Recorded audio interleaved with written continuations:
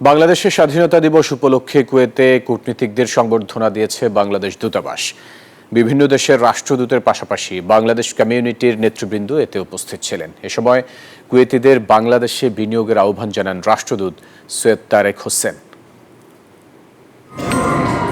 যথাযোগ্য মর্যাদা এবং উৎসাহ উদ্দীপনার মধ্য দিয়ে বাংলাদেশের মহান স্বাধীনতার ৪৫তম বার্ষিকী এবং জাতীয় দিবস উদযাপন করেছে কুয়েতের বাংলাদেশ দূতাবাস। দিবসটি উপলক্ষে বিভিন্ন দেশের কূটনীতিকদের দেওয়া হয়েছে সংবর্ধনা।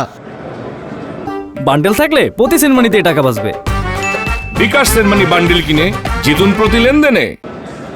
এ সময় বিভিন্ন দেশের কূটনীতিকদের কাছে মুক্তিযুদ্ধ, গণ অভ্যুত্থান সহ বাংলাদেশের গৌরবময় ইতিহাস, সংস্কৃতি এবং ঐতিহ্য তুলে ধরা হয়। এ সময় বাংলাদেশের বিনিয়োগের আহ্বান জানান কুয়েতে নিযুক্ত বাংলাদেশের রাষ্ট্রদূত মেজর জেনারেল সৈয়দ তারেক হোসেন।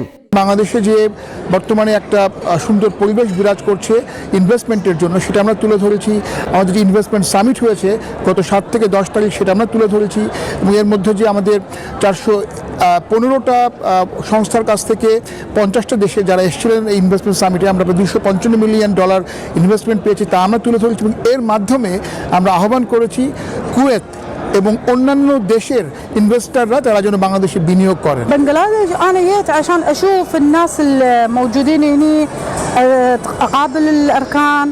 দূতাবাসের এমন উদ্যোগের মাধ্যমে বিদেশিদের কাছে দেশের গৌরবময় ইতিহাস, সংস্কৃতি এবং ঐতিহ্য তুলে ধরবে। সেই সাথে বাংলাদেশে বিদেশি বিনিয়োগ বাড়াতে সহায়ক ভূমিকা রাখবে বলে মনে করেন সংশ্লিষ্টরা। Desk report, news 24।